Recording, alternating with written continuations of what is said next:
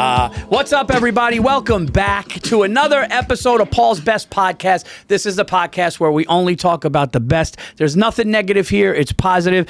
Today, my guest is actually somebody I would say you're always been, from the few times that we've interacted on the show at Barstool, you're a positive guy. You seem to be. I'm a very positive. I wasn't always, but I've been probably for a few years now. I try my best to be as positive as I can. John Feitelberg is here. Dude, said it right? You said it right? Okay, I'm good. Perfect. I'm thrilled to be here. No, Thank you so much. Dude, I'm happy with your success with acting because I don't like to be like, I told you so on your, I don't want to be like, I told you so on your success.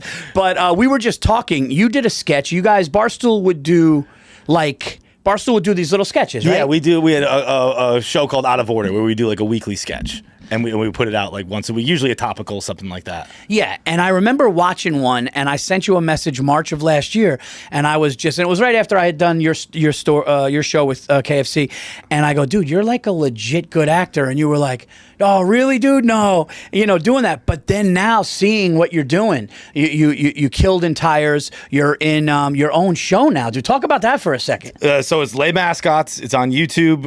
It's doing really well. We're very, very, very humbled and thrilled with the response it's gotten. It's awesome. But it's just the most fun thing I've ever done. Like I can't even really. I feel like such a loser talking about it, to be honest. Like I feel very lame because it's like I'm really passionate about it. And I really like it, and it's so fun. Did you play sports growing up? Yeah. Okay, and I played sports growing up as well, and I was never a theater kid. I never acted. I never did. Same. I always wanted to. I was always like, you should act, and I was like, that's gay, right? Like, and like I always wanted to maybe try out for the school play, but that was during football season. Because you don't want to be put in the theater kid category when you're like a good player in high school or something. Yeah. I'd rather play hockey, guys. You know. Yeah. And so I always kind of had that like I'm missing out. But now that I've been saying, using this kind of comparison, now that we're doing the show, I feel more on a sports team than I've ever felt.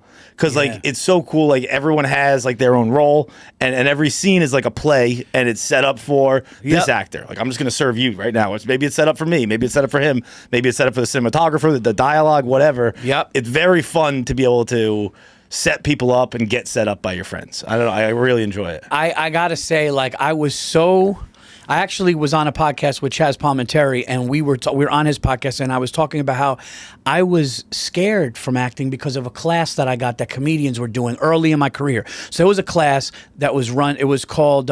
It was like sitcom acting, and a lot of actors were in there, but a lot of comedians were in there too. And it was run by Joanna Bexton, who I just recently heard passed away. Rest her soul. And I hate to talk ill will about, but she was very much like, I was a stand-up in there. She was like, knew that I was kind of coming up as a stand-up, and a buddy goes, hey dude, for like $400 and something I could get you in the class. Meanwhile, I realized he was getting a deal by getting me in the fucking class. You know, I had the same deal for my buddy down at the gym. Exactly. So I go in, and like every day we'd have to read a monologue. I was so out of my element, John. I was so nervous. And she was like, Paul, let me see your stand-up. She's like, once you can let go and really be you. But now all I thought of acting was reading a monologue in front of 12 to 14 strangers, some judging me, some comedians. I'm nervous. It didn't. So in my mind, acting was like this scary thing. Fast forward to like going on a set and somebody going, dude, I love what you do. You're fucking hilarious. You're going to love this part. And then being there and having fun and going, oh, dude. Like, because I never took stand-up classes, nor would I ever. You go and you do stand-up. Yes. I'm not saying, I know acting, as you get better and better and things happen, you can definitely learn methods and take class and have an acting coach. But my first thing was, I'm a stand-up, and now I'm reading a monologue that I'm totally uncomfortable with all these people. Now you're doing shit with friends, right? Dude, you show up to work, and when you do the mascot show, you're with people you love, you're with people you trust, and you're with people that know your wheelhouse. Dude, right? That's the dream, right? Like, how could work possibly be better for me? Like it's the absolute dream. And you're creating something for a mass amount of viewers that's awesome, and they just want to see the next time you do it. And that's, like stand-up, like I said, is my love, but acting is definitely something that's happening now, and it's going to happen more, knock on wood, and it's so fun, dude. I got so lucky, too, with just my friends, Owen Roeder, Mikey Pavanelli, the two creators of the show. Yep. And they kind of just grabbed me, and they're like, you'd be good at this. And I did it. And I think it was fun, and I never had to go through that horrible experience in an acting class. I've never done anything like that. Yep. And I got very lucky with like people I trust bringing me into the world. Sure. But we got like 2 weeks into starting filming the show, and I was like, I should probably learn how to act. like it was. And then I was like, fuck, I got so caught up in like the sketches that I never even thought about like learning how to act. Sure. So I've been trying to figure that out lately. We're working on it. And it's always going to just get better. It's a work in progress. Yeah. You know, it's funny because like I've been watching. You try and read some books. You watch learning about acting. In my experience, is basically just watching actors talk about it. Like there really isn't much you can do. So I watch a lot of Inside the Actors Studios, and I watch a lot of master classes. And it's funny because it basically just all boils down to a really cool person going, I don't know, dude, pretend. like Samuel L. Jackson's got a masterclass, and it's awesome. It's so cool watching him talk about it. But Samuel L. Jackson's basically going, I'm pretty good at it, and you pretend. This funny you said that because Harrison Ford, he goes, dude, it's not, Al Pacino, he goes, you show up on time and know your lines. And like once you show up on time and know your lines, then you could play. Then you could go, oh, dude, I like that, but can you do this one? And then, but I do think that's it. I'm not going to say it's, everybody's going to be like Daniel Day-Lewis. Yeah, right. Because I just heard a guy talking. Who was the guy? Oh, my God. He was in one of the older, like further out scary movies. Oh, my God. He was just talking. I forgot his name. He was also in a cowboy movie recently. Good looking guy, black hair. But he was on the thing, and he just goes, he was shitting on Jim Carrey for like, I kind of agreed because he was like, he goes, we play pretend, man. Mm-hmm. He goes, it's not that hard. And then they go, what about method actors like Daniel Day-Lewis? And he's like, look, I know that's one thing. And then he started shitting on how Jim Carrey stayed as Andy Kaufman the whole way. And he goes, oh, some people think that was great. He goes, or he's just a narcissist who is a fucking pain in the ass on the thing. But there were a lot of actors who were basically saying, I got to plug in his name when we go into edit this, but that it is not easy, but it is easy. It's easier if you get out of your head. Like I remember hearing a story about Sidney Poitier sitting next to an actress who was freaking out and trying to become this character, and he just looked at her and went, my dear, have you tried acting? And I was like, yeah, just fucking pretend. That's it. You don't have to become the person. No. Just pretend to be the person. That's exactly right. And when I was on Chaz Palminteri's show, he goes, all right, so you were scared in that class, because I told him and everything. And he goes, all right, so you wearing a Yankee hat, right? And I go, yeah, I'm wearing a Yankee hat. He goes, oh, you been a Yankee fan? How long? I go, I've been a Yankee fan for like 12 years. He goes, great, now we're going to just do that scene. And he did it the exact same way. He goes, oh, you're a Yankee fan? I go, yeah. He goes, how long? I go, oh, 12 years. I love the Yankees. He goes, that's acting. Yeah. He goes, you just played a guy that's a Yankee fan, and I'm asking you questions about it, and you're coming back. He's like, that's it. So that's perfect. That's a great point, because like we've had a lot of Barstool talent help us out with the show, and a lot of people come in and they're like, I don't know what to do. And I'm like, well, what would you do if some mascot ran up on you in Washington Square Park and said, love is earned? Like, well, I'd say, they'd be like, I'd hit him. Well, hit me then. Like, do whatever you do. You're just being a regular person. Yeah, because you guys are mascots that are in Times Square. Yes, we are. You'd like the M&M store and all that shit's there, and that's what you're doing, right? Yeah, we are. We're off-Broadway actors, as we like to call ourselves. Yeah. But we are literally the Times Square Elmo and Cookie Monster. And the show follows my nephew, who's played by Lil Sasquatch. Okay, yeah. Lil Sass is my nephew who comes to make a documentary about his famous uncle. Because I've been lying to my family, only to learn that I'm Times Square Cookie Monster and Elmo. Okay. It's really, really funny. Owen Roeder wrote the script. Mikey Pavanelli directs it, and I'm so lucky to be working with them. They're so talented. The one thing that everybody keeps saying about it, and I want to watch. How many episodes are out? 2 are out right now. Yeah. I was watching some of the first one, and the one thing that I noticed, I was watching the beginning of it, the production, dude. It's like, because the one thing that people were, because that's always the first question when something is self-done, self-produced, independent like that. You're like, how's it look? And dude, it looks like it's a show. Mikey Pavanelli, baby. It's a show. It's crazy. He's so good. It's like, and I until I met him and started working with him, really, like, I wasn't the kind of guy who noticed that stuff. Like, I watch movies. I've always loved movies, but I was more like dialogue and acting. I wasn't really too locked in on cinematography. And then working with him and getting to watch him, I'm like, you are the most impressive person I've ever seen, dude. Dude, when it looks, because here's the thing, look does matter.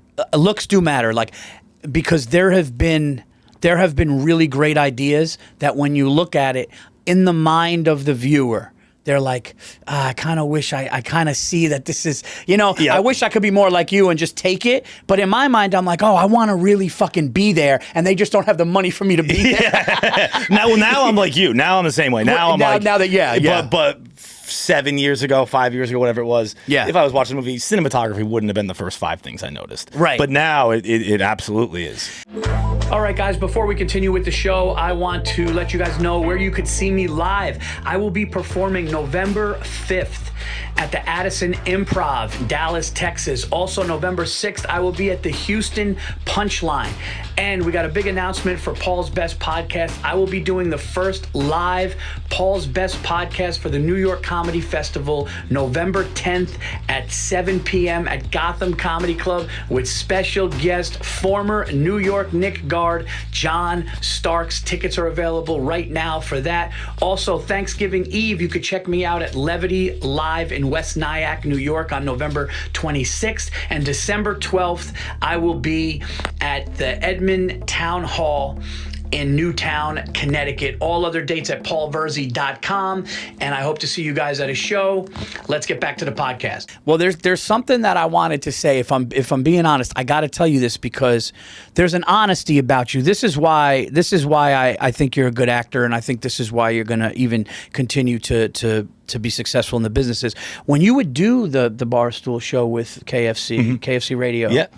you would say like really honest things. And one thing I noticed you said that I was like, wow, that was really like kind of a vulnerable thing to say. And in stand-up, I think vulnerability and truth is everything. And you said it where you were just kind of talking about, at first I was almost like, man, why is he saying that? But I was like, oh, dude, he's just, all he's doing is being honest. You were talking about like being at a show when you would do the live shows and you guys would be killing the live show. But if you noticed like 2 or 3 seats empty, you would be like, dude, I'm a piece of shit. Like Yes, nobody. absolutely. And that was such a that resonated so much with me because as a stand-up, we could be murdering in the city, and that one person you offend. Well, now I don't give a fuck, but you know, like when I was coming up, I would be like, oh, you know, and every comedian can relate to that. But there was a vulnerability and honesty that you had, and you would just say it. That's why it makes for good radio, and you guys have a great show. But I think that that's also going to translate in everything else you do because I either think you're that person or you're not. Does that make sense? Yes, and I'm so happy you say that, and really honored you recognize it because like I just think it's the easiest. Honest to God, I think I'm lazy, and that's why I am that way because it's just the easiest way to live. Like I'll just tell you what's on my mind. And, you know, I'll just tell you what I'm thinking, tell you what I'm feeling, tell you.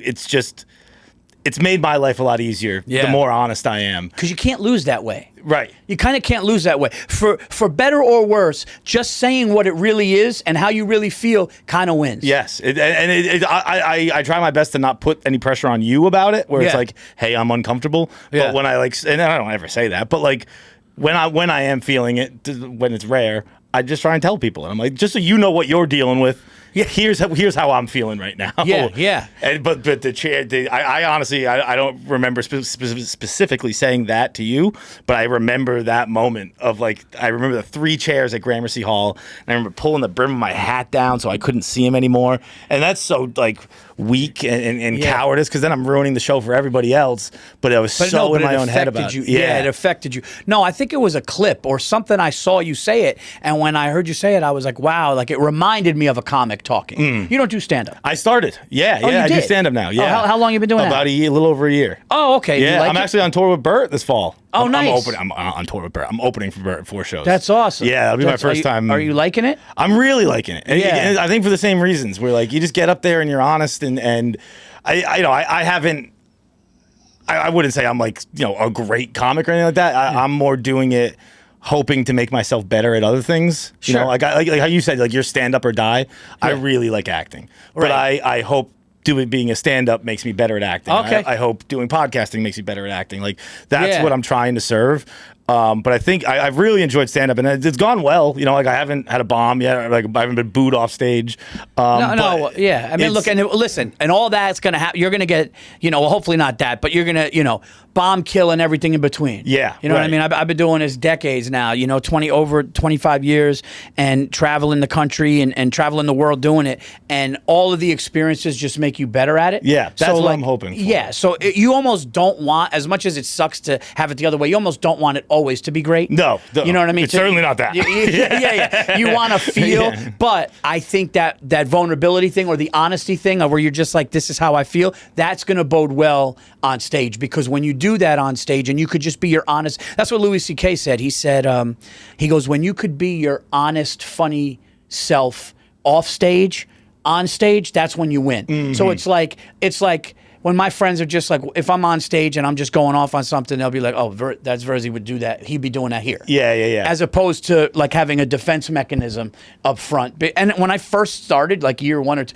I had like this, not anger, but I'd be like, what's the deal with, right? But that was fear. Yes. That was my fear. That was a defense mechanism to make them almost afraid of me and me be like the guy that thinks everything is, when people were like, dude, you're a positive, just be honest. I mean, I could be dark and edgy, but honest, and that will help you. And you know, it's so funny you say that, because I was remembering, I think it was the first time we interviewed Burr, and I think he was doing MSG or something like that, and he had just done a show where he was talking about, he got a call from his wife right before getting on stage that there was some crazy story. I forget what it was. He might not even told us, but he's like, this is hilarious. And he's like, I just walked on stage and I told it right there. And he's like, and it killed, and now it's in my act. And I was like, that's so fucking cool, man, to have like a moment like that, and then you walk on stage and tell it, and you're like, oh, it already works, because you're being yourself the whole time. It was. I told a story before, but I'll give you an abbreviated version of it.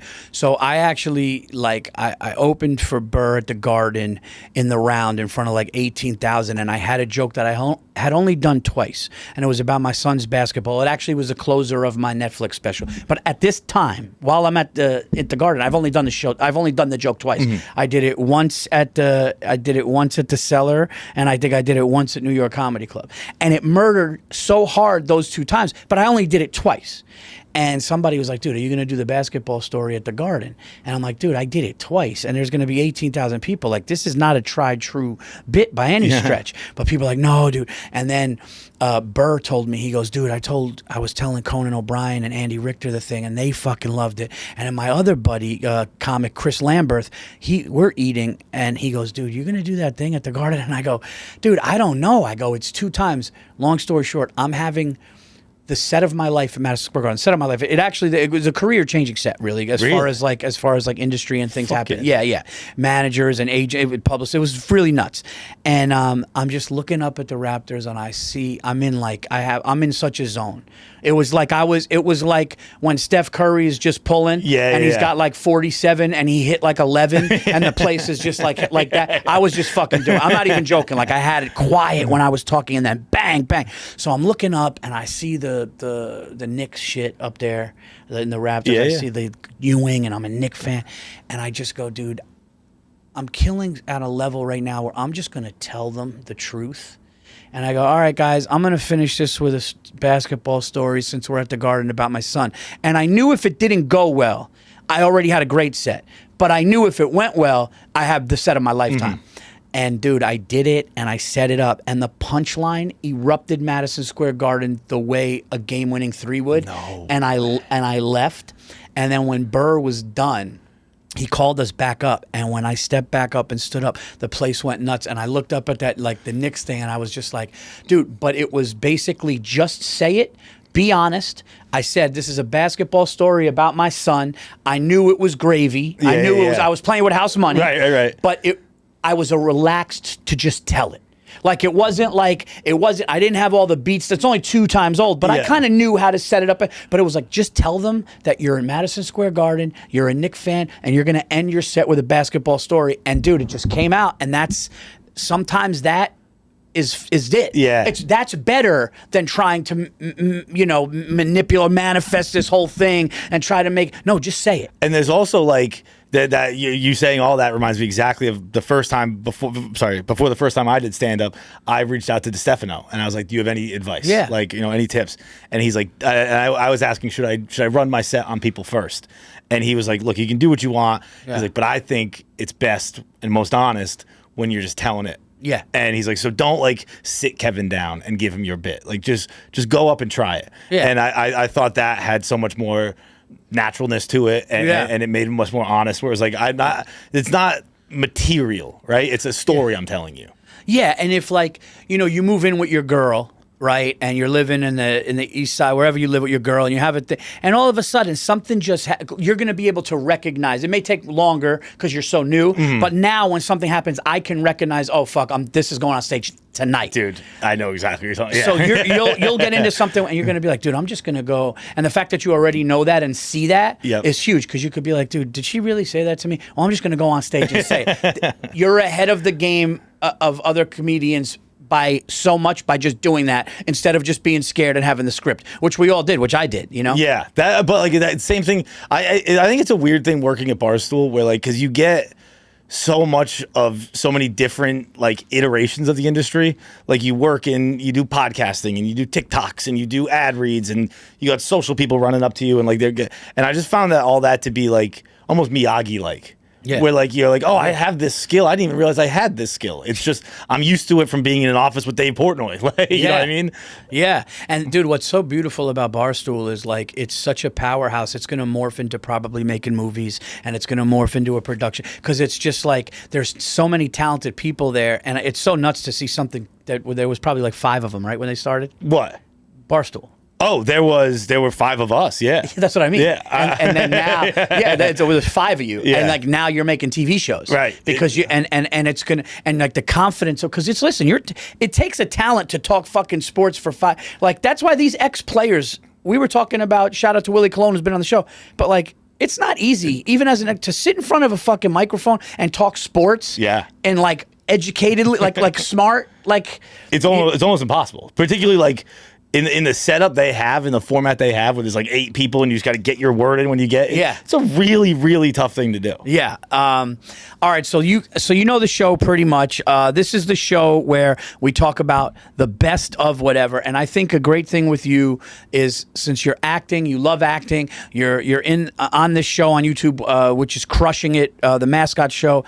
We decided to talk movies. Yes. And it could be any kind of movie. We want to talk the best movies. Can be best movies now or when you were a kid. But let me ask you. So let's go into, and I'm glad I'm doing this with you. Because, I'm really excited to do this. This is going to be sick. Because I know the first DVDs that I bought. But let me ask you, if somebody was to say to you right now, John, you have 3 movies. Like, what are your top 3 movies? We're going to get into a bunch. Yeah. But what are the ones that just come right away? So right away, One Flew Over the Cuckoo's Nest. Okay. Nice. 7.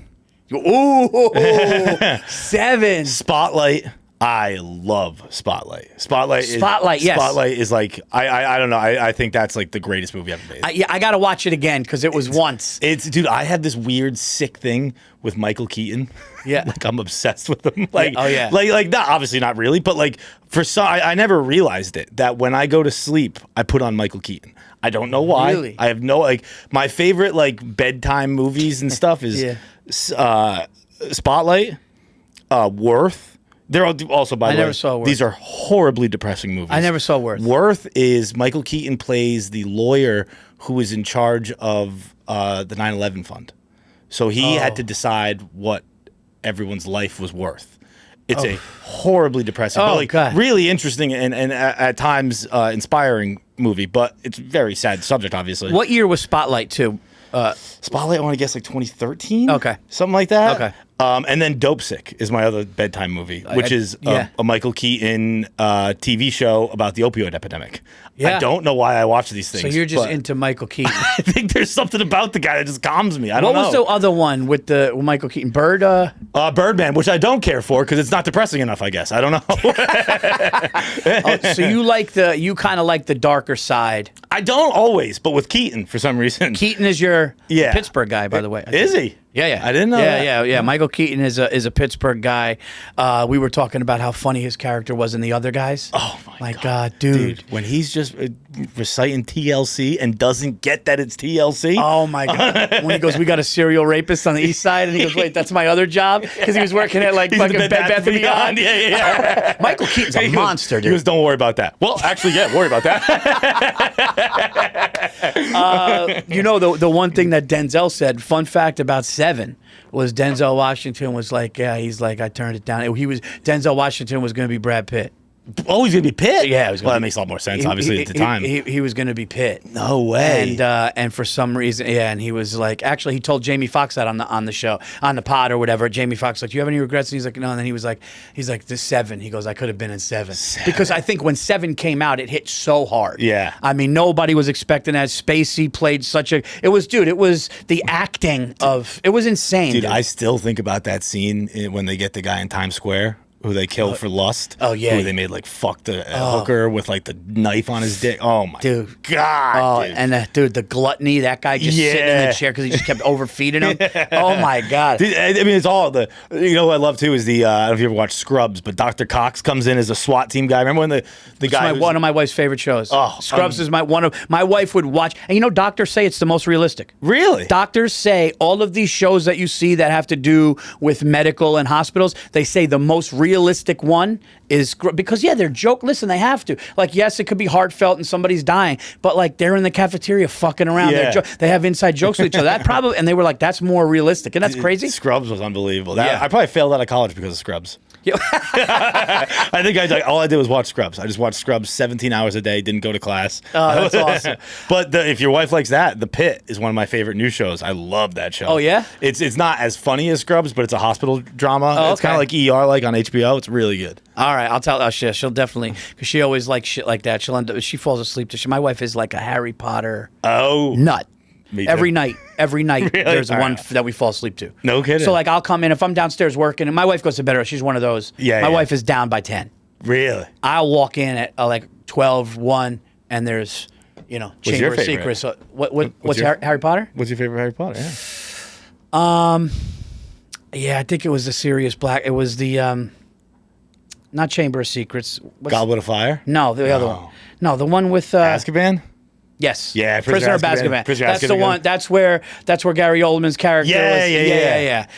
Prisoner of Azkaban is my favorite one. I love them though. I love Oldman. Yeah, I think he was asked about Harry Potter recently, and he's like, "Yeah, I didn't read the books." And I feel like sometimes actors like to pretend like if you get Batman, you're like, "I read every comic book," No. and Oldman's like, "Nah, I didn't read the books. I'm just fucking pretending to be a guy." That's exactly what we're talking about. That's the thing. It's like a guy will play an athlete and he'll be like, "I don't even like sports." Yeah. And you're like, "Dude, Kyle, you just killed that role." You ever seen Friday Night Lights? Yeah. Kyle Chandler got the role for that. Which shocks me. He's from Georgia. He didn't know anything about football. Showed up hungover, late to his audition on a motorcycle. Feitelberg was like, "You're the guy."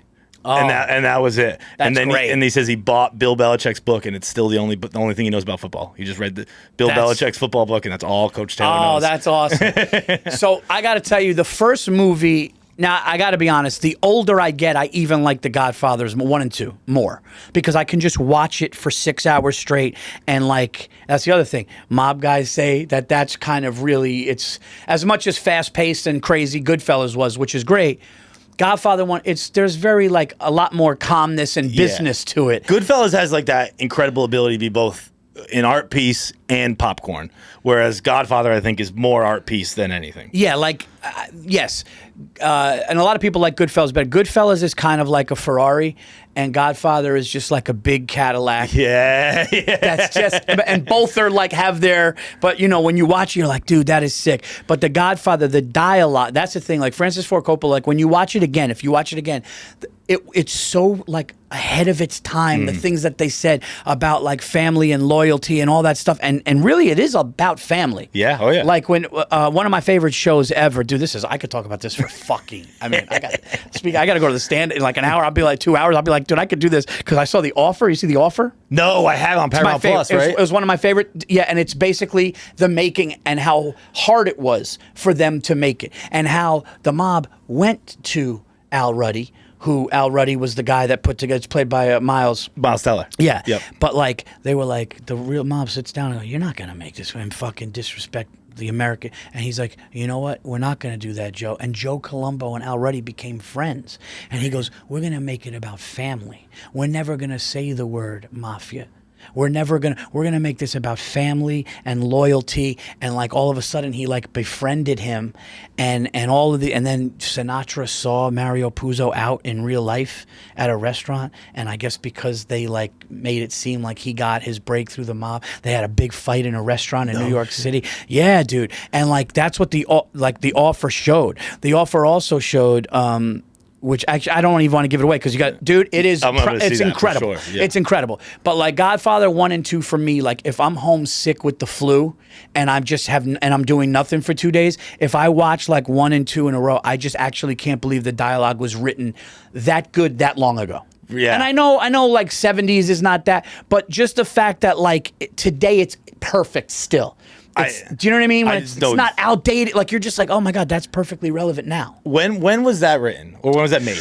I want to say the first one was 1971 or 2. That makes sense because like I don't know what it is about 70s movies. 70s movies I think are the best. I don't know why I think that. Hey Raj, can you hear me? Yeah. Can you tell me what year The Godfather 1 and Godfather 2 were made? Yeah, give me 1 second. Thanks, bud.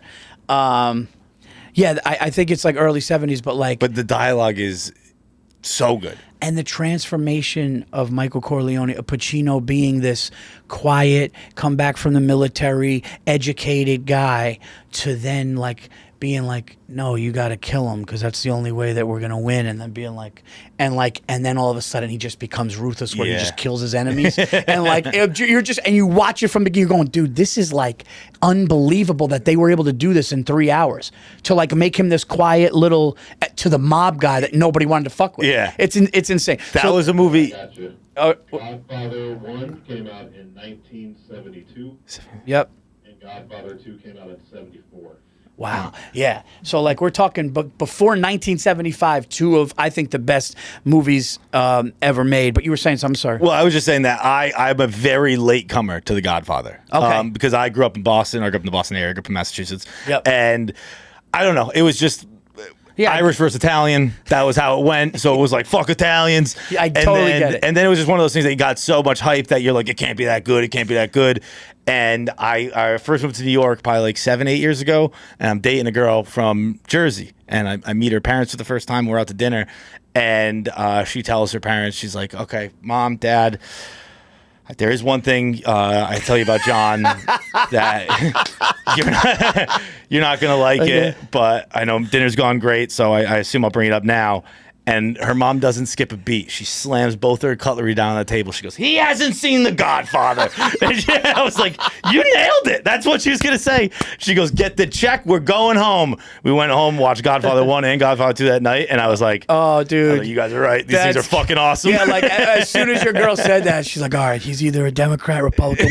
What's coming? Politics? It was like, nope, didn't see 2 of those movies. It was so funny. We were at an Italian restaurant. She's had them both. He hasn't seen The Godfather. Are they Italian? Is that Italian? Oh, very Italian. Very Italian. Yeah, Okay, yeah. that's awesome. One of the first movies that really, really blew me away.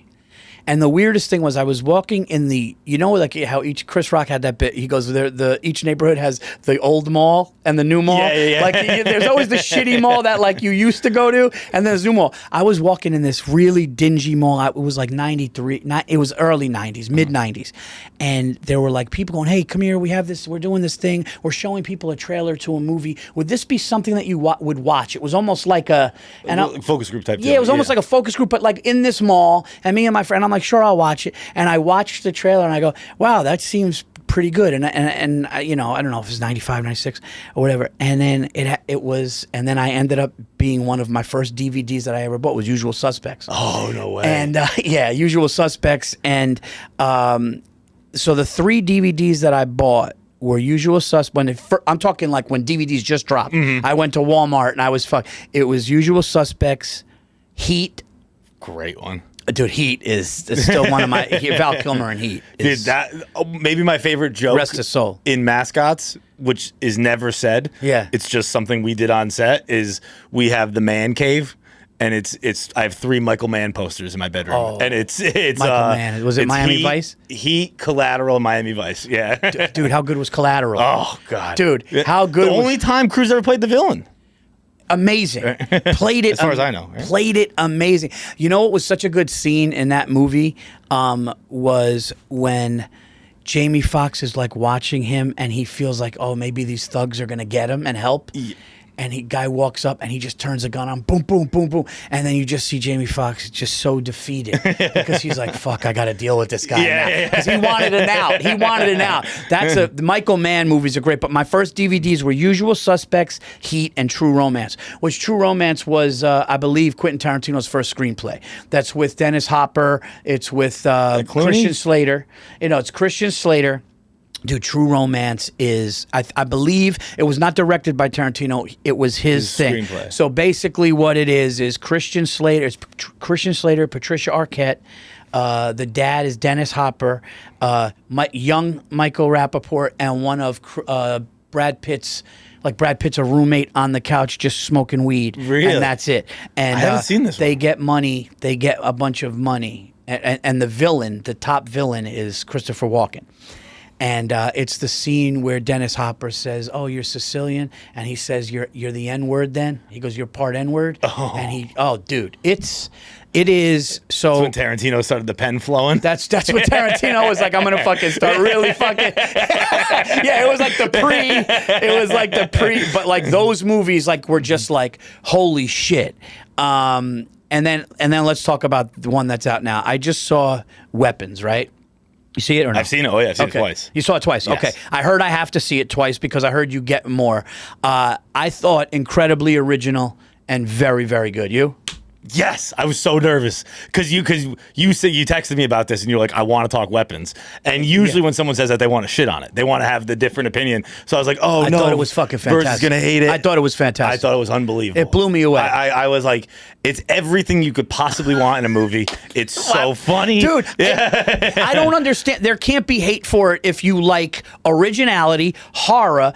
It almost like the way they did it, with like that Pulp Fiction-y. Dude, that was they put it together like the way Pulp Fiction stories come together. And I'm going, you're getting everything. But dude, I got to tell you, spoiler alert, not really, but when the Asian dude started chasing after her with his face all fucking in the parking lot, with his eyes bugging out.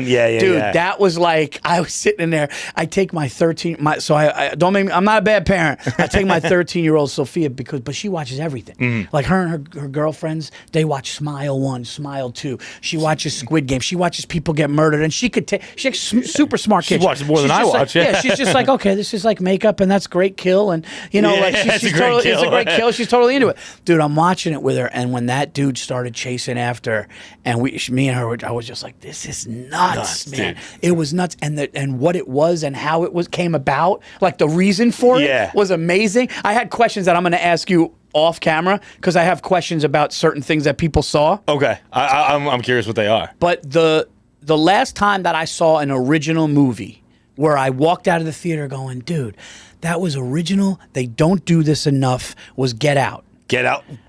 Right? I didn't see that in theaters, but that's an unbelievable call. I'm performing in Cincinnati, Ohio, and I had nothing to do, and the theater had like those laid down leather you could get, and I'm just laying on this thing and I'm watching it, and I'm like, dude, the ending, the twist, the how brilliant, and I go, why don't filmmakers make shit like this? And I think the most I felt since then was Weapons. Because listen, I'm not going to hate on Marvel. I know a lot of people hate on Marvel. I'm be honest, I don't love Marvel. Not my thing. It's not my thing. No, it's not my thing. Like I know some people. I get it. They're in front of a green screen. It's cool. Yep. They fucking fly into buildings. And I know a lot of people listen and says, "Oh, fuck that." I'm just not. Don't get me wrong. For me, Dark Knight.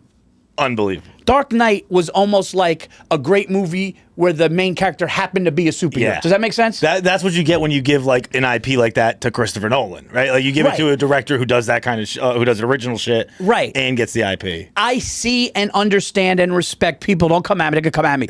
I don't give a fuck. I'm right. You are right. Iron Man is awesome to watch visually, but after like 2 or 3, I'm just like, okay, dude. That's the thing too. Like I don't even dislike the movies. I like the movies. I just liked them 20 years ago, and you kept making them. And what really upset me, and by the way, I have to say, I did not see the new Superman because of Mike Francesa eviscerated. Did you see the rant? I saw the movie, and I actually saw the movie before I saw the rant. I saw the movie like right away. All right, so this is great. This is fucking great. So I've been saying forever, they have not made my favorite superhero by far is Superman. And I felt like they've never made, since Christopher Reeves, rest his soul, they've never made one where I was like, dude, you know, there've been like scenes in some where I'm like, that's cool. And I got so excited for this and I'm ready to go. And then all of a sudden the Francesa thing pulls up and I watch 8 minutes of Mike Francesa absolutely lambasting. By the way, I'm not trying to be a hater. It was, whether the movie's good or not, which I did not see, it's one of the funniest rants. Because if you know Mike Francesa and his voice, him going, I mean, I never saw a dog with a cape. The dog's got a cape. I mean, he goes, if I would need so much more cash to see it again. Now, that being said, what was your honest... My honest opinion was, so I go to movies a lot. I love going to the theaters. So I'm not like you said, like I'm looking for the positive. I want to enjoy it. I don't want to come and walk out and go, that fucking sucked. So like, same with me. So like, I went to see Superman on opening day with a bunch of my friends who are Superman fans. So I saw it in a Superman theater and everyone was jacked up. So I walked out going, it was pretty good. You know, it was not my style, but I had fun. And Right. And then the more I've thought about it, like, I really didn't enjoy it. I had a fun hour and a half, 2 hours, whatever it was, but like the story of the movie, I didn't care for because Superman's never Superman, which I've been told to me by people who know comic books more, is really more the character who he is. But like, there was no point in the movie where Superman won a fight. And I was like, well, he's more of the kind superhero. I'm like, I don't know. I need him to win one fight. Somebody goes, I watched Francesa goes, I watched Superman get beat up for 2 hours. Gets his fucking ass kicked, dude. And the movie starts, Paul, with a fucking Star Wars type thing. Like, it's not like no, I know what you mean. Yeah, but it's like Superman's existed for 3,000 years. He's never lost a fight. And then he goes, but 3 minutes ago he lost his first fight. And I was like, okay. He just lost 5 more in the next 3 hours, dude. Like, he just kept getting saved. And then the dog, same thing with Francesa. I also, again, because I'm stupid, I saw the dog whose name is Crypto. Yeah. And they kept calling him Crypto throughout the movie. And in my head, I was thinking Bitcoin? I was thinking CRYPTO. And I'm going, this is the stupidest fucking name for a dog I've ever heard. Yeah. And I got out, and my friend's like, no, Crypto, like Krypton. And I was like, all right. That's a little more better. Yeah, dude. I really saw the length of the movie, and I was like, dude, if I'm going to invest time and be disappointed, I'll wait for it to like pop up, and I eventually will get around to it. But I'm waiting for a Superman movie where you just go, are you Star Wars or no? No. No, you're not. No. Okay.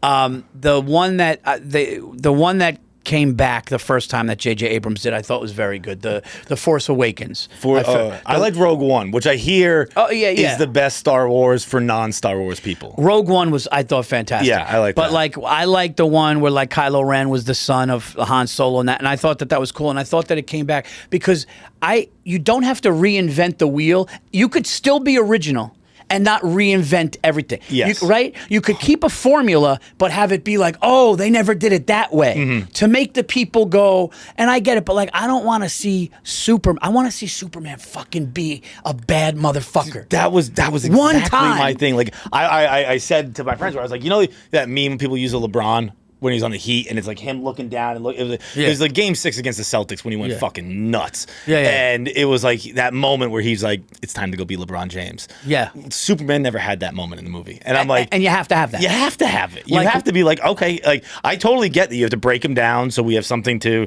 root for, but he's got to fucking win. Dude, did you watch the older ones with Christopher Reeves? Never saw. I loved Superman, the concept, but I think this is the first Superman movie I ever saw. Oh, so back at the one, I forgot if it was 1 or 2 or whatever, but these aliens come and they're like taking over and they're causing havoc, and Christopher Reeves is like has to fix it, and they think that they drained him of all of his powers. So the guy just goes kneel. The famous thing where he goes kneel before Zod, yes, yep. And he's down there and like he's just like looking and Lois Lane's crying and like everyone thinks that he's just weak, but what he did is he actually has more power now. And the guy goes kiss my hand or kneel before Zod, and he goes and vow your loyalty, and Superman just grabs his hand, and then all of a sudden he just starts squeezing, and then you hear Superman just break all the bones, and he's going, and then he just gets up, and you hear like da, da, yeah, dude. And dude, I got the and then he takes the guy and fucking throws him through the thing, and you're like, Superman just outsmarted them. He won. He said, and it's like, I want to see that. I don't want to see Superman get the shit kicked out of him, get made fun of for 2 hours, and then I'll be like, I don't want to enough. At some point, it was like watching like a depressed dad, where it's like, someone be nice to the guy for 10 fucking minutes. He's trying his best. You know what I mean? He's carrying 7 fucking beach chairs right now. Help the guy out. So what's your favorite superhero? Was it Dark Knight? Dark Knight. Yeah, me too. Yeah, Me Dark too. Knight for sure. Okay. Yeah, dude. So Dark Knight we got that. That's done. Okay. Favorite sports movie of all time, Wow. or best sports movie for you? Best sports movie for me is probably Miracle, because I grew up a hockey player, and I feel kind of. But like at the same time, I'm like, with you, dude. You're I mean, I don't know if I can say, as a non-hockey guy, I'll say that it's in my top 3 sports movies maybe ever. Yeah, it's incredible. It's insane. Dude. Kurt Russell just destroys. He's so fucking, and the fact that like all the guys, and this shouldn't matter to me, but it does, that like all the guys are actually playing hockey.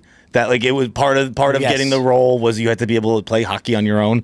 That matters to me for some reason. It should. And like I'm like, that's awesome. That like that's actually Jim Craig out there, and that's actually OC out there. Yeah. Like that I don't know. That whole movie is it's really like an oddly emotional movie for me, where I cry. I actually, very oddly, the same girl I was talking about earlier, the girl who with The Godfather, dumped me because I cried. You're not. This is not the girl you're with. No, not the girl I'm with. No. We didn't last. But there was one night where like I was showing her a movie that I really cared about. I remember so vividly. We were laying in her bed, and I was like, "This movie really matters to me. Like I love this movie." and she's like, "All right, whatever you want, babe. Like let's put it on." And so we're laying there, and I put on fucking Miracle, and I just get so emotional. But she's laying on my chest, so I'm trying to keep the cries like. And then she finally turns around, and I'm weeping, just full on weeping, and she dumped me like 2 days later. Dude, that could be a bit. Yeah. That could be a bit. Well, it is. Okay, I was gonna say it's been worked into, because then what happens after that? The breakup has a lot more tears. It's. Dude, her head going up and down on your chest because of your emotions is incredible. Like, because all she wants is your security. Like, the funniest thing is, like, she wants, like, to feel safe, and you're weeping. Weeping to Kurt Russell. Dude, you're in weeping. A fucking 80s Blazer, 70s Dude, Blazer. like, who do you play for? Yeah, dude. If you're a Miracle fan, might Love. I recommend episode 6 of Les Mascots? We shot it all in Lake Placid. Really? Yeah, we drove up to Lake Placid. We shot it all up there. Bunch of Miracle references. It's awesome. I absolutely love it. And yeah, we're gonna get into your show too. We're plugging the hell out of it because from what I hear and from what I've already saw, it's awesome. Yeah, it's Miracle, you know what else I think is really, and I know a lot of people don't give a shit about it, but I thought Seabiscuit was incredible. Oh, I never saw that. Yeah, one. dude, Seabiscuit. That's with Jeff Tobey Maguire, right? Jeff Bridges, Tobey Maguire, Elizabeth Banks plays the new or the love interest of, but he's the owner. Mm-hmm. And yeah, dude, because like what people don't understand about Seabiscuit, because everybody always says, like my dad asked me a question. He goes, "Which horse?" Like I said, which the most impressive horse? And it's of course it's Secretariat, because when Secretariat won, it really did look like a pack of dogs chasing him from fucking 70 yards. They away. went like 10 lengths or something like that. 16 it was lengths, 16 and a half 16, lengths. Yeah. So like at one point, like NBC or whatever the feed was, you didn't see the other. Couldn't see the you didn't see the horses. horses. Yeah. So it looked like a horse running. It looked like if you turned it on late, you were like, is this like an exhibit? Like, what is this? I totally forgot about that. And my dad would always joke. He goes, "Oh, it looks like a pack of fucking dogs chasing him." But he was bigger. He had a bigger heart. Apparently, he dominated, but he should have dominated. Mm-hmm. Like the owner was like, I didn't think he was going to win. I didn't feel he was going to win. I knew he was going to win. Seabiscuit was like half the size of other colts, and it was also the crash of the 1929 crash, the Depression, where people had to give up their kids to like family members that had money, and like the kids are being torn apart. And this fucking horse kind of brought like the country together. They would be like he would go against and he was like super lazy. The horse was. Oh no, dude! Seabiscuit was like that. First, they're like, dude, what the fuck did we spend money on him for? He would sleep all day. He was a lazy fucking horse. But when he went, dude, I'm getting the chills right now. When he went, and the trainer like said the trainer actually talks about him. He goes, he saw him at night. He saw him at like the twilight. It was like 4 o'clock and 5 o'clock in the morning. So it was dark and like foggy. And he said the first time I saw the colt, he looked in my eyes and he goes, I was just like, holy shit. And dude, this horse turned into a fucking machine that the country got around and ended up winning against some monster horses. And that was one where I was just like, dude, that movie is completely underrated. And Tobey Maguire, like the character Red that he played, was blind in one eye after an accident, and he didn't tell them because he needed to like make money. Right. So like they found out like the hard way, but then they stuck with him because Seabiscuit got hurt and it was over, and then he got back. Oh, so no shit. Both got banged up and then came back together. I didn't know Ended up- Seabiscuit got hurt. Yeah, Seabiscuit got hurt real bad, and they thought it was done. And then and then they would just wrap them up, and he was just on the farm with Tobey Maguire. But then they both got better, and then they fucking came out. Oh, dude, that's a great one. Moneyball, Moneyball, I love. Obviously, Moneyball's it's great. fantastic. Moneyball's great. But my issues with it are extreme. The fact that they never mention in that movie, or in the book. I haven't read the book, so I can't speak to the book. But the fact that in the movie, it's not mentioned that they have Mark Mulder, Tim Hudson, Miguel Tejada. It never comes up. I know. Wait, Barry Zito or no? Zito. I think Zito's on the team too. I'm 99% sure Zito was still on that team. Yeah. Like, you had 3 Cy Youngs and an MVP candidate, and we're talking about fucking Scott Hatterberg right now? That's fucking great. That's a great point. And let's also talk about how Moneyball, and this is no disrespect to Billy Bean, but Moneyball didn't work. Right, yeah. You lost in the divisional round, dude. Yeah, I was at that. The movie Moneyball opens with a game I was at. Oh, no shit. Me and my brother were at that game. Me and my brother went to the game. Oakland was beating us 2-0 in a best of 5. Mm-hmm. And we came back and won. I was at the game we won where Jeter's legs flipped. Then I was at game 6 of the ALCS against Seattle. David Justice, it's a 3-run shot. The Mets are already in the World Series. A 3-run shot. We go up 1. Mariano comes in, and now we're in the World Series. And then we went to game 1 of the World Series against the Mets. So that year we went to a lot. So when Moneyball opens, I told my older brother, Christian, I go, you got to watch this. We were there. Yeah. We were at these fucking games. And, but yeah, it's like Moneyball will get a team that doesn't have a high payroll to the playoffs, right, and make them compete, but they're not a juggernaut. They're not winning. Yeah. And you know what's also bullshit is that I feel like that movie kind of forgave the A's and the owner, and where it was like, oh, they're poor. Like, I feel like everyone just kind of assumed they're poor. Dude, the A's owner is the 3rd richest owner in baseball. Like, why the fuck don't they have a payroll? And dude, what's his name? Was it Art Howe?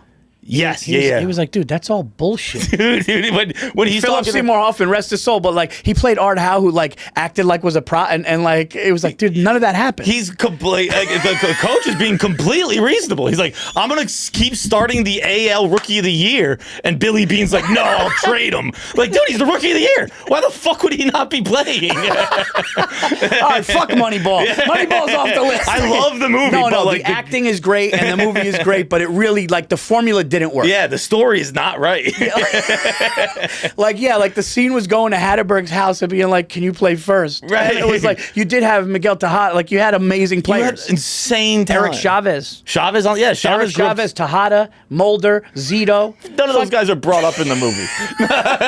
It's all about fucking Scott Hatterberg and the pitcher who threw weird. I forget And they were his like, name. David Justice was pissed that like David Justice. He was pissed that like there was like no.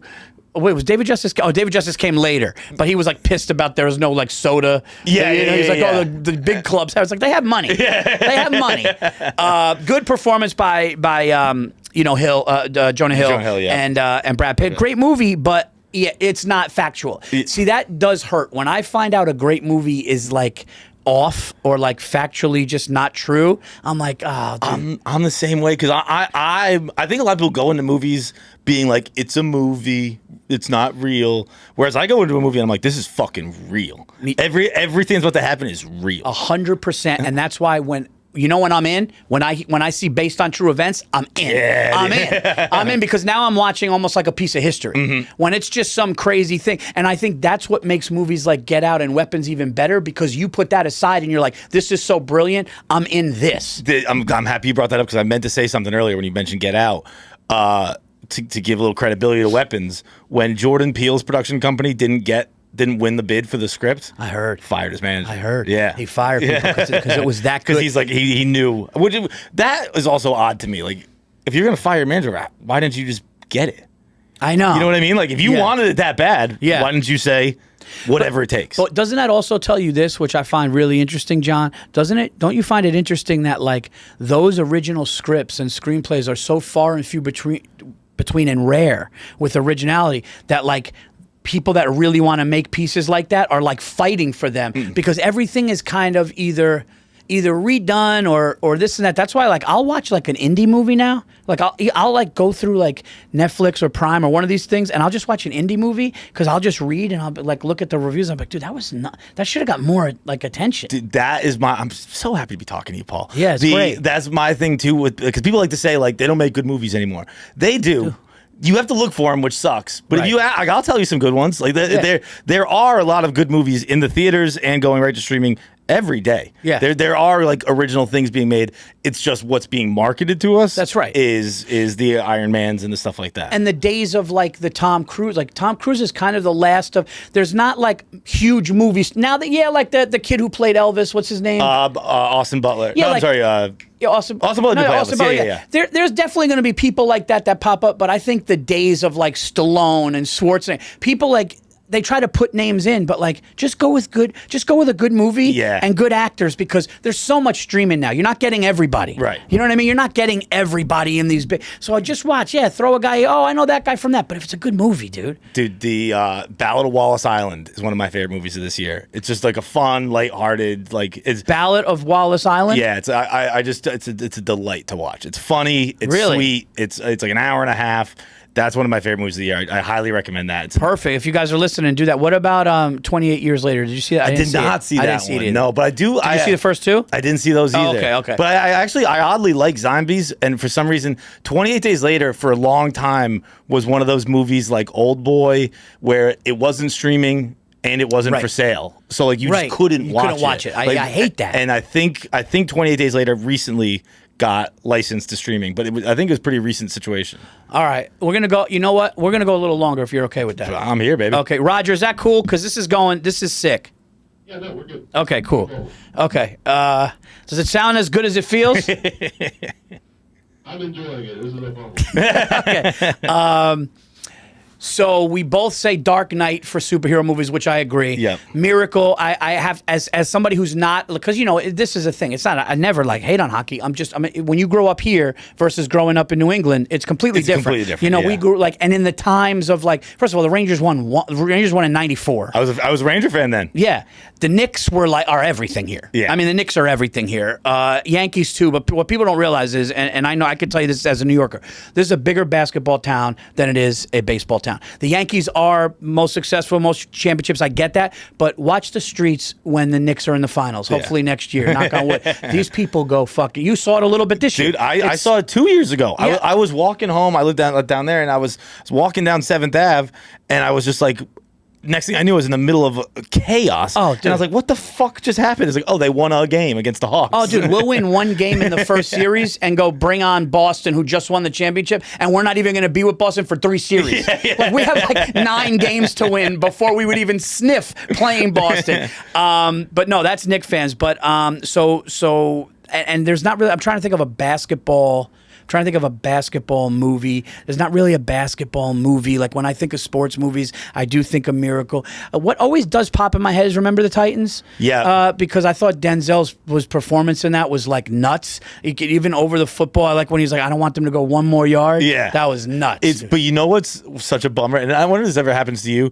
If a bit is so good that it ruins something for you. Like Shane's bit on Remember the Titans has ruined Remember the Titans for me. When he's there's a whole town is like, wait, the football team's 4-0? Like, maybe I'm not racist anymore. Right. Yeah. It's so true. It is, like, when it gets simplified like that. Well, you know what's funny about, it's funny you say that. You know what's funny about, like, how things could get ruined? Spoof movies which we have to talk about because Yeah. I'm a huge spoof movie. Like Naked Gun, the originals. Did you see the new one? Yeah, I did. Did you? I loved it. Yeah, I thought it was hilarious. Thought it was great. Yeah, Yeah. I went with my son and wife. We were crying Dude, laughing. I thought it was so high. But did you see the other ones too? I saw the other one before. I've only seen the first one, and I watched that before going to see the new one. Oh, okay. All of them are hilarious. Airplane movies. But you know what's fucked up is like when the Wayans brothers did Scary Movie.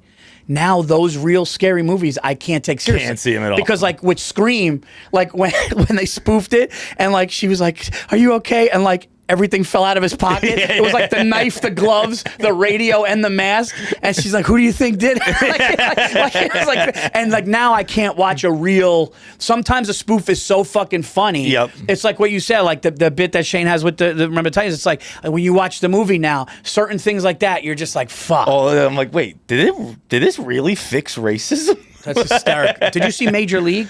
I've seen it like on TNT and TBS. I've never sat down and put it on. We have like a, it's funny because like all of my friends are either 10 years older than me or like where you're at because you're like almost like probably 9, 8 years younger than me.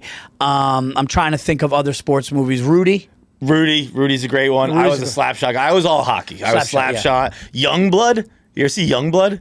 With Swayze, Keanu Reeves. No, wait a minute. I think I saw the poster for it. I never saw it. I honestly don't know if it's good. It's probably not. But Okay. like as a kid, I loved it. Okay. And it was because my hockey coach was the exact opposite of what we're saying about Miracle. Swayze couldn't skate, so my hockey coach growing up was the skater for Swayze. Was Swayze. So like I loved that movie. I was like, oh, it's Okay. Coach Mike. It's Coach Mike out there. Every time you saw the back of him, you were like, that's awesome. So all right. So now, if you could only watch one movie, all right, ready? Here's what happens. John Feitelberg, you get sentenced to jail. You're in jail for 20 years, no parole, and they say you got 2 movies. You get 2. And you can watch them every night. You got the DVD player, you got the TV, whatever. You can watch them as much as you want, but those for 20 years you have 2. What are you doing? Den of Thieves and Old School. Oh! Den of Thieves 1. Den of Thieves 1. Den of Thieves 1 and Old School. Den of Thieves 1 is the best action movie made this century, I think. Whoa! Unbelievable. Yeah, it was good. Have you seen it? Did you like the second one? I liked the second one. I didn't love it. I liked it though. Yeah, it entertained you. Yes, that's good. I rarely dislike and like hate a movie, but like Yeah. I'm probably not going to watch Den of Thieves 2 anytime soon. Sure. But I watched Den of Thieves 1 pretty regularly. I think that movie's unbelievable. So Old School's your number 1 comedy? I think so. Yeah, it's great. I was preparing for this podcast and I was kind of going through my comedies. It's Old School or Wedding Crashers, but I think it's Old School. Yeah, I like Wedding Crashers too. And then I love. Go ahead. Sorry to interrupt you. go and ahead. then also on my list, I had Monty Python, Okay. Holy Grail. Yeah. Holy Grail is my Holy Grail. It's crazy. I'm obsessed with that movie. Super funny. But it is also like, it's a little too old to be in jail with. You know what I mean? Right. Like I switched to a little more recent stuff for. Yeah. Like I love going back and watching Monty Python. I love going back and watching those old movies. But like you can only watch those once a month. Right. I totally get that. If you have to watch it all the time, you could probably get crazy where I think Old School. Now, I do agree with you because I feel like when we're talking about these movies, Old School and Wedding Crashers, I think it's close, but I think Old School gets the Old School gets the bump. I think Wedding Crashers gets more adulation and people like it more and talk about it more, but I think Old School's the funnier movie. Yeah. Did you ever see Along Came Polly? Oh, yeah. Along Came Polly fucking kills me, dude. A great one that I can't watch because I don't like my family members' names being in stuff.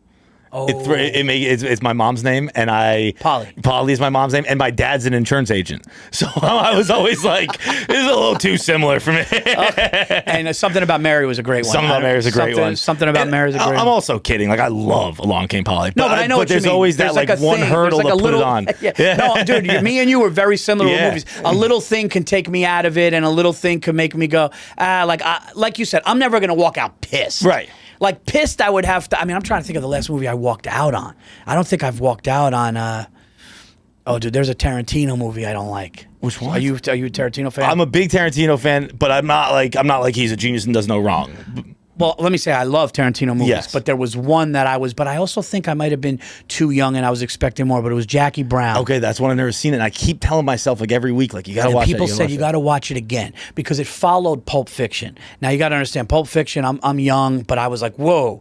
And then all of a sudden, the next one, everybody got hyped up, and it was Jackie Brown, which is more of like a slow. But that could be me being young and immature, so I'm gonna give it another.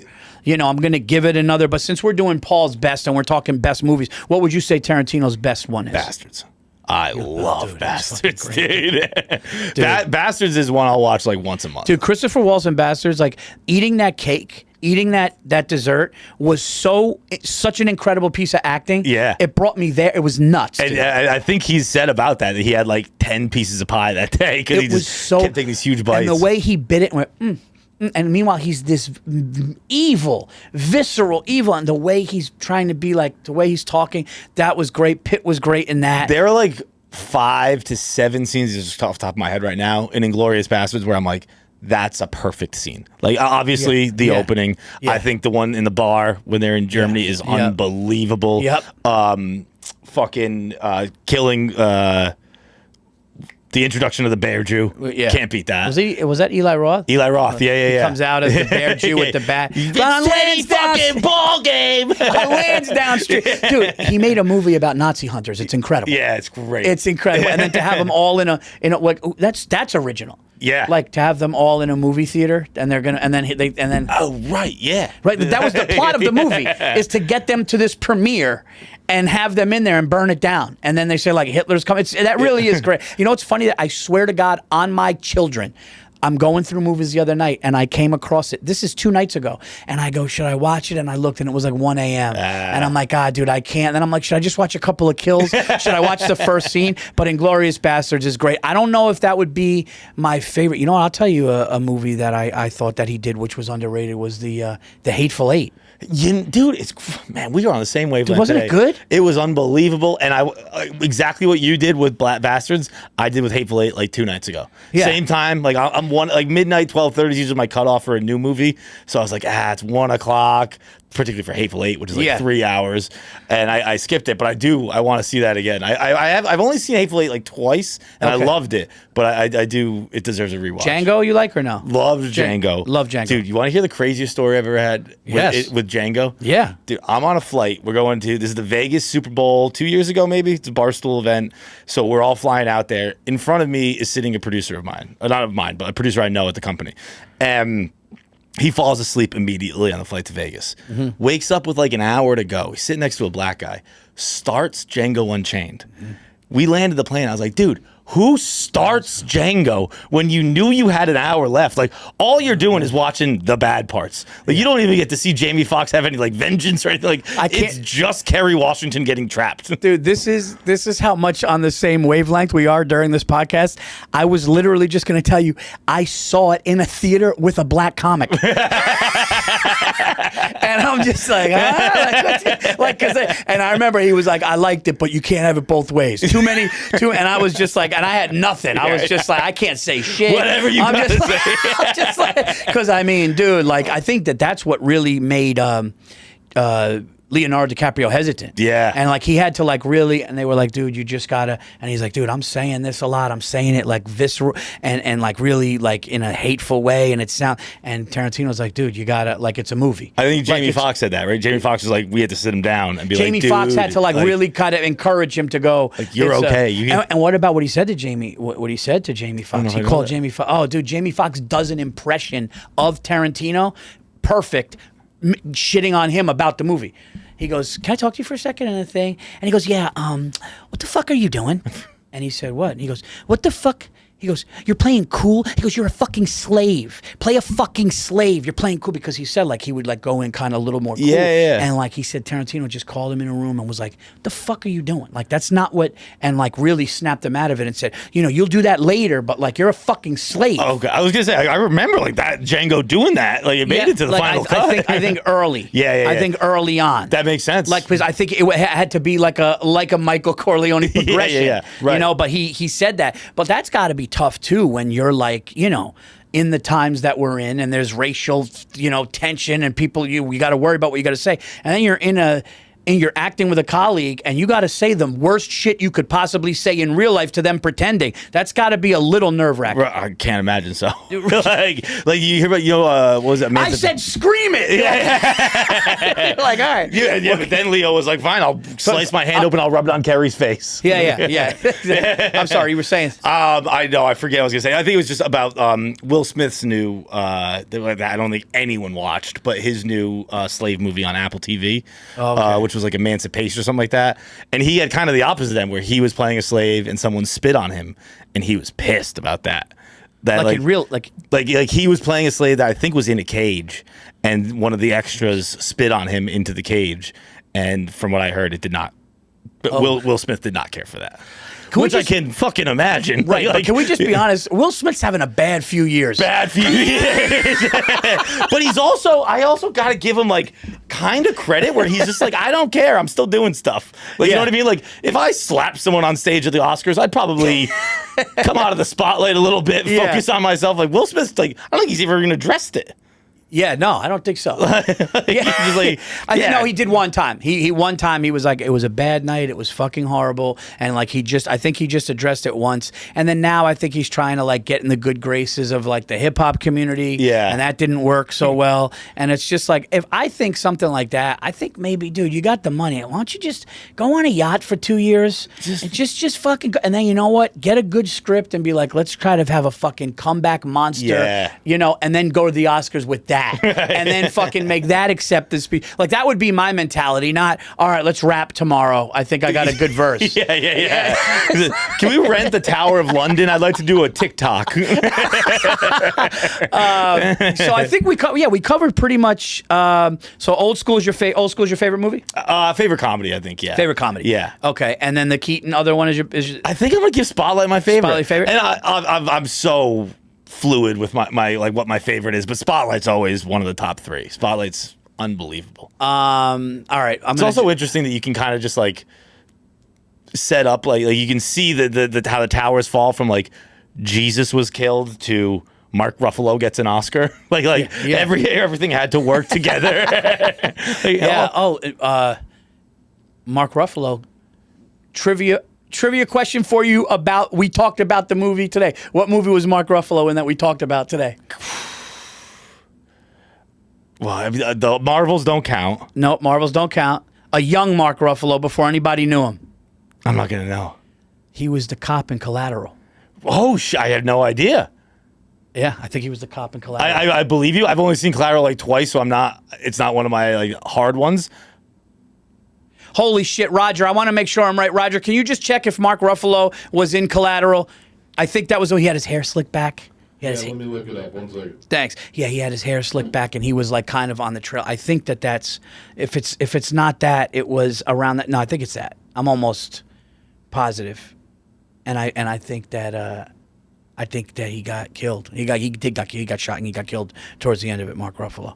But now I got to make sure. Mark Ruffalo is in Collateral. Yep. Bang! I knew it. He was kind of the cop that was like maybe dealing with was it Jada Pinkett was the one that he was. I think that he was like on the trail, and then he's coming out of a club. Remember the club where the club scene where Jamie Foxx had to act like the tough drug dealer. Yes, I think that Ruffalo and him had an issue at the end of the club, and he took one. Ruffalo got killed in that one, but that was a young Mark Ruffalo. He was also really great. Another movie that's fucking fantastic was Jake Gyllenhaal and Mark Ruffalo in Zodiac. Did you see Zodiac? Brother! Dude, how great was that? Dude, so we do like KFC Radio, we do like our watch list. Did we just nail it again? Dude, it's on this week. I watched Zodiac. What? This week it was on. Guys, I swear to God. That's why I said we're going into overtime with Feitelberg. I swear to God. We actually texted once about this today going, hey, just so you know, we're talking best movies. So whatever. Because I said, like some people, I had guests on that talk about, this, that. Dude, that movie, Robert Downey Jr. too. Robert Downey Jr., oh yeah. Dude, that movie made me like really fucking start like Googling who did it, and now they got it down to apparently they got it down to 3 guys, but now they think they know who did it, who died, like the real guy. I see. I thought you meant who did it, like who made the movie. No. In real life, there's actually a documentary on Netflix about it, and it was they think that it was this guy who was a teacher who this family lost their dad or something, and he ended up taking the kids in with the mom, and he would go out at night and do stuff, and they were like, we think it's him. They just made a documentary about it. I think that after everything was said, they narrowed it down to it can only be 3 guys, but now I think they may know and think about who it is, but it's pretty fucking wild. It's crazy that was just I'm sure it's still happening kind of, but like that era of like serial killing was crazy. It was it was California's version of like the Son of Sam. Yes, yeah. Where it was like, lovers at night, fucking, but it's nuts. Can you imagine that today? Like someone leaving notes for the cops and stuff like that. It's fucking nuts. It sounds like out of a movie. I just think, the BTK guy got it through. He got caught through a computer server. I think now it's too tough. Yeah. I think back then it was literally payphones and untraceable, right. And you could just cross state lines and no forensics. Yeah. So it's like I used to do that joke where my wife is so prepared. My wife Stacey, you'll meet her. She's incredibly organized and prepared. But every time she gets in a cab or like a Uber, she rips a strand of hair out and leaves it under the thing. So if she gets her DNA's in the car. No way. Yeah, and I was like, and the joke is like, that's who I married. But isn't that brilliant? That's really, really smart. She would put her hair there, and I would be like, what are you preparing for? But isn't that a crazy thing when you start hanging out with a woman more and you start realizing all the things they're doing to avoid being murdered all the time? Like I'll have a girl have 6 locks on my door, or you ever stay with a girl who has an extra a door wedge that she puts inside. Oh, that's smart. It's all smart, but I'm like, damn, I didn't realize you were this scared all the time. Dude, I have a 12-year-old daughter, and she's strong and smart. All I'm thinking about, because now my son just got a car. He's 16. My little girl's 13, and I'm like, dude, I'm just gonna buy you a vest and a fucking gun and have locks and you're now a bouncer. You're a security I'm gonna guard. Live across the street with dude, someone's stalking you. He's like, oh, it's my dad. He's just making sure everything is good. Killer movies. That one, I thought Zodiac was really, really fucking up there. But I think you said it probably with 7. Yes, we've covered a lot, and I think 7 is the killer movie, which is great. Both David Fincher too. Really? Yeah, David Fincher directed both of those. And best twist movie is who? And I hate to say this because I think he's a nice guy. I could tell in interviews. M. Night Shyamalan. I had high hopes, and then some of them were just some are fun though. Yeah. The Devil in the Elevator. Did you see that one? No. Oh, dude. Devil in the Elevator. No, it's not called Devil. It's basically, I forgot the name. I'll find it. But it's there's 6 people, 4 or 5 people in an elevator, and all of a sudden the lights go out and someone's dead, but somebody in the elevator is the devil. Yes. Okay. I've seen that. I know. Is it fairly recent? Yeah. Yeah. No, not crazy, but yeah. But yeah. That was called Devil. Devil. It was just called Devil. It was M. Night Shyamalan, and it came out in 2010. 2010. Roger's on it, yeah. But no, he had some bangers, and then all of a sudden, I think The Village, a couple of ones were just The Happening. Yeah, The Happening was a tough one. That one, that was one where I have to say I walked out mad. Yeah. I walked out going you can't have a coming attraction like that. You can't have a trailer like that and then have it be that. Yeah. Because we're talking about the trees and stuff like that. You know what movie actually was? I also feel sorry to interrupt, I feel Shyamalan did something recently that was pretty well liked. Was it where they age on the island? That was old. Yeah, was that good? I don't think that one was good. Okay. I could have sworn there was something recent that. Oh, never mind. It was Trapped, which that was terrible. Oh, with Josh Hartnett. Yeah. It was it started. You know what it is? I think, and I listen. I know it's very hard to make movies. I want to make after my next special. I plan to make one in my neighborhood. I'm going to make a movie. Oh, hell yeah. That's a goal of mine. So we'll be talking. But M. Night Shyamalan has amazing ideas. Some hit, and then just some didn't. Yeah. Did you see Unbreakable? I liked Unbreakable. I thought that was super, super clever. Yeah. And I did not hate it. I was like, oh, okay, that was actually really original. And then there were a couple just whatever. I think it's also hard for a guy to sustain, Exactly. You've been doing it 30, 40 years. it's you get a little more forgiving with it, where you're like, all right, well, you did 10 great ones or whatever the number is. You did great ones.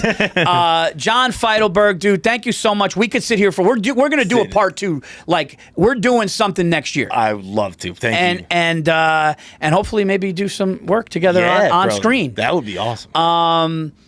Where can they get everything? Talk about the mascot show, where they could get it, your stand up, where you're going with all that. Lay Mascots is what we're all about here. Please look it up on YouTube. I really think you'll like it. I think it's a show that everyone can like. I think it's very funny. I think you'll enjoy it. Check it out on YouTube. We'll be on the road. You'll see us, but watch Lay Mascots on YouTube. This kid is great. He's an incredible actor, and I could tell. I know your stand-up is going to just go to keep going to another level, because when you're honest, that's just what happens. Guys, for my dates, go to paulvirzi.com. We got some theaters coming up. I am going to be at the Algonquin Performing Arts Theater in Manasquan, New Jersey. That's in November. December 12th. I am very excited to go to Newtown, Connecticut. I'm going to be at the Edmonton Town Hall. We also just added dates. We got California, we got Sacramento, San Francisco, we got Texas, Dallas, Houston, and a bunch others are coming. New Year's Eve, guys, I am going to be at the Comedy Connection. One show, one night only in Providence, Rhode Island. Amazing club. Great spot. The spot is so great. They redid the room too. It's amazing. I'm told it's going to sell out and tickets are already going. So if you want to see me there, check out Reasonable Man streaming right now on YouTube. Also, my Netflix special, Nocturnal Admissions, is now on my YouTube channel, so all of my stuff is there. And like and subscribe. Paul's Best Podcast, and I'll see you next week. Dude, thank you so much for having me, man. I really